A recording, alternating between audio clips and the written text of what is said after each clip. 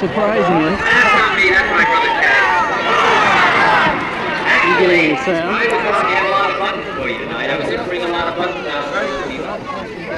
And maybe we could distribute them and everybody like to support my A little warm, don't stand up.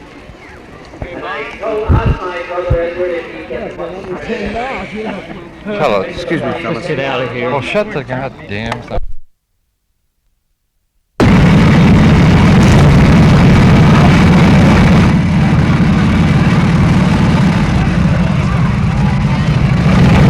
He's not here yet. I just wanted to see him.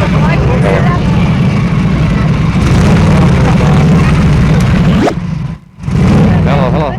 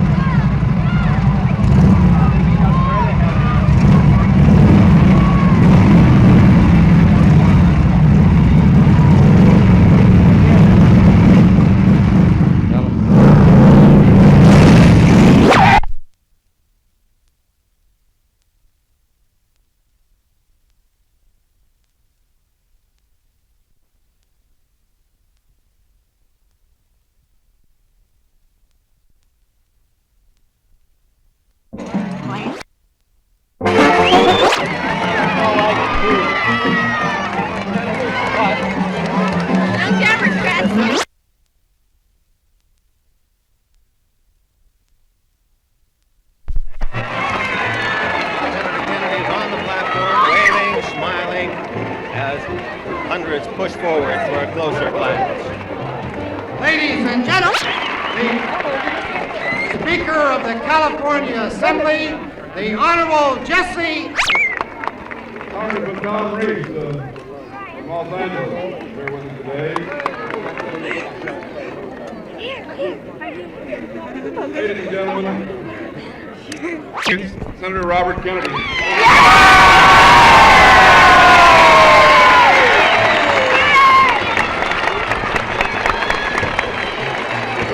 Thank you very much. I'll tell you. Thank you very much. Congressman Burton, Jesse Unruh, ladies and gentlemen, I'm very pleased to be here. And I'd like to, before I say a few remarks, I'd like to introduce two of my, and my sister, Jean Smith.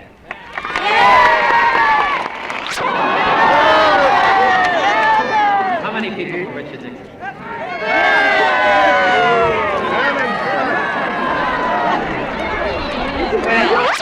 And how many for Robert Kennedy?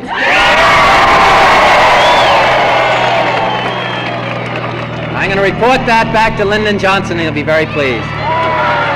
But I'm very pleased.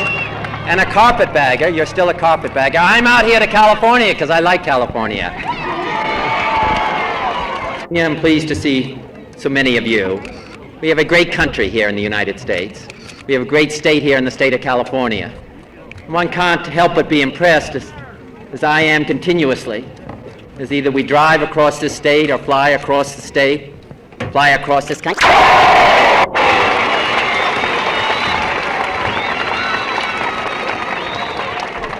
I'm concerned about the fact that we have these deep divisions within our country, divisions that are based on race, between black and white, divisions that are based on age groups, between older people and younger people, divisions that are badly divide us over the course that we should be taking in Southeast Asia on the war in Vietnam. I don't accept the idea that these deep divisions have to continue to exist in the United States. I think we are a country of diversity. I think we will have different ideas and different beliefs and different thoughts about what the best course of action might be.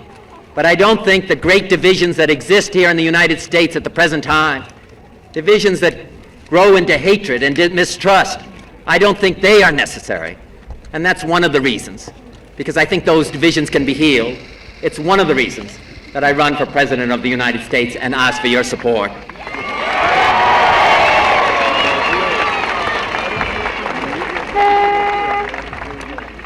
I don't think that although we've made the great progress that we have here in the United States, I don't think it's satisfactory that we still have young men and young women who want to work and can't find jobs.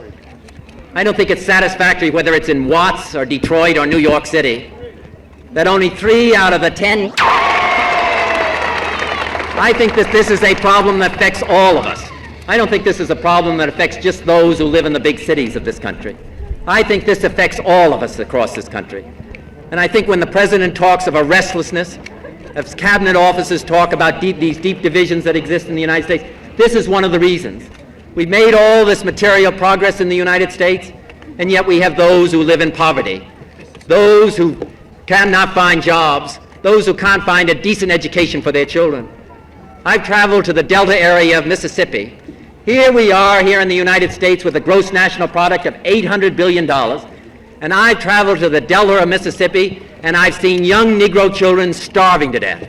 I've seen them with distended stomachs, with no place that they can go to find something to eat, a decent meal. I think that's unsatisfactory in the United States. I think we should do better, and it's one of the reasons I'm running for President of the United States.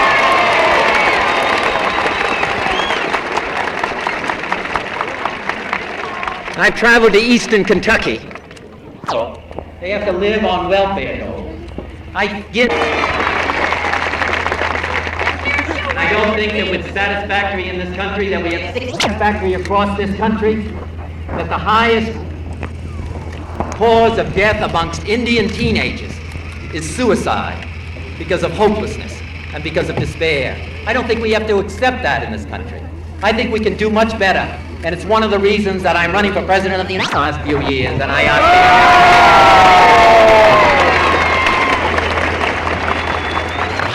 and Vietnam and think that that's satisfactory. I think we have to change it.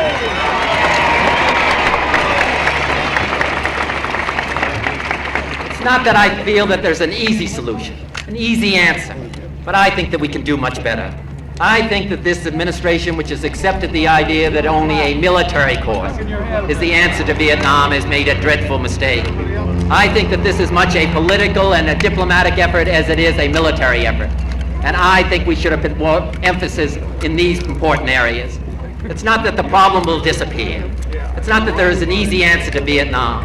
But I do not accept the idea that Americans are drafted at the age of 18 and 19 and have to go to South Vietnam and fight while the Vietnamese government refuses to draft their 18 years and 19.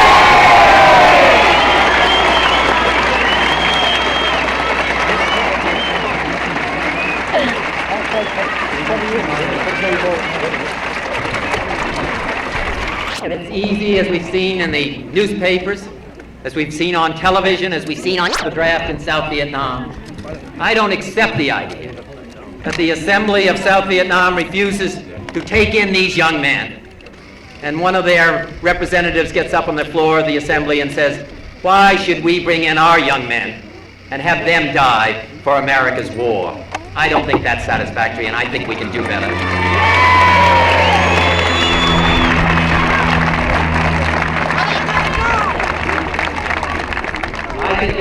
I think that we should make here in the United States, that we should